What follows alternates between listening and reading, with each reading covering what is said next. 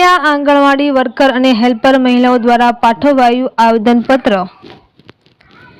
સાવરકુંડલા લીલિયાના ધારાસભ્ય મહેશ કસવાળાના કાર્યાલયે પાઠવાયું આવેદનપત્ર। રાજકીય નેતાઓને આંગણવાડી વર્કર હેલ્પરો દ્વારા વિવિધ માંગણીઓ સંદર્ભે પાઠવ્યું આવેદનપત્ર।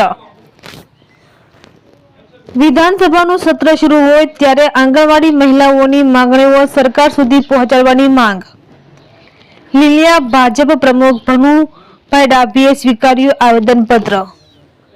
રિપોર્ટર ઇમરાન પઠાણ, મોટા લીલિયા।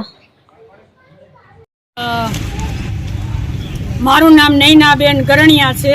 અમે લીલિયા તાલુકાના પીપળવા ગામે હું આંગણવાડી વર્કર છું અને લીલિયા તાલુકાના આંગણવાડી વર્કરો બહેનોના સંગઠનની પ્રમુખ છું।